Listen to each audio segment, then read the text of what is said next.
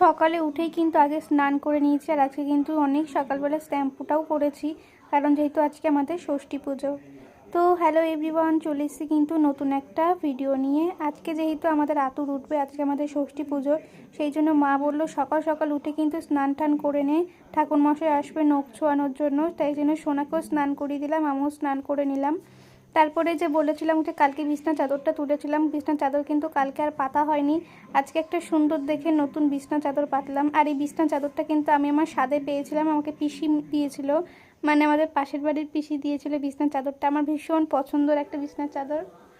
এই চাদরটা তো আমার ভীষণই পছন্দ হয়েছে, তোমাদের কেমন লেগেছে কমেন্ট করে কিন্তু জানিও। তো আমি সেই আগের মতন আবার টান টান করে বিছনা চাদরটাকে সুন্দর করে পেতে নিলাম, কেমন লাগছে অবশ্যই কিন্তু জানিও। এই যে মা সোনাকে কিন্তু স্নান করিয়ে দিয়েছে, আমি চলে আসলাম সোনাকে নিয়ে।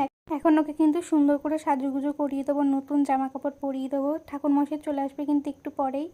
ওকে একটু রেডি করে দিয়েছি, এবার আমি একটু রেডি হব। প্রথমে একটু মুখে ক্রিম মেখে নিলাম, আর এই ক্রিমটা কিন্তু আমি গরমকালেই বেশি ব্যবহার করি, মানে এই পন্সা সুপার লাইট জেল এই ক্রিমটা কিন্তু আমার মুখে ভীষণই স্যুট করে, সেই জন্য কিন্তু আমি প্রতিটা গরমে এই ক্রিমটাই ব্যবহার করি।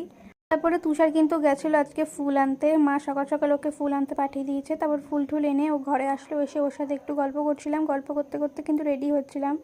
এই যে প্রায় অর্ধেক রেডি হয়ে গেছে, এখনও কিন্তু শাড়িটা পরা বাকি আছে, শাড়িটা পরিনি। মা বললো এখন শাড়ি পরতে হবে না, ঠাকুরমশাই আসার আগে শাড়ি পরিস, আগে চাটা খেয়ে নে। ওইদিকে সোনাকে কিন্তু আমি শুয়ে দিয়ে আমি বসলাম চা বিস্কুট খেতে। সকালে যেহেতু কিছু খাইনি, আর কখন খাবো কোনো ঠিক নেই, কারণ রান্নাবান্না তো এখন সকালে হবে না, আগে পুজো টুজো হবে তারপরে রান্না হবে। সেই জন্য মা বললো অতক্ষণ তো না খেয়ে থাকতে পারবি না, আগে তুই একটু চা বিস্কুট খেয়ে নে, তারপরে পরে না হয় একটা কেক টেক এনে দেবো, তখন সেটা খাস, তারপরে রান্না হবে যখন তখন ভাত খেয়ে নিবি।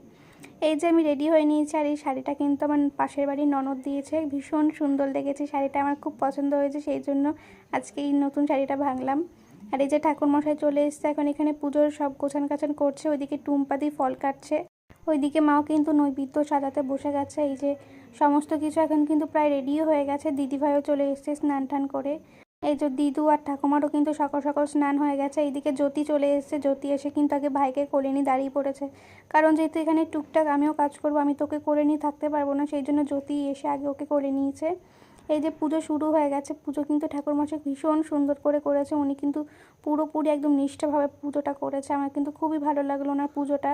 তারপরে কি, তারপরে চলে আসলো ঋতু। ঋতু তো প্রতিবারই আসে, ওকে ছাড়া তো আমার কোনো কিছু সম্পূর্ণ হয় না, সেই জন্য ওকে আমার ডাকতেই হবে। এসেই ওর বাবাকে নিয়ে বসলো আদর করতে, তারপরে আমি ফল নিলাম, ফল নিয়ে এখন দুজন মিলে খাবো। তো ভিডিওটা এখানেই এন্ড করছি।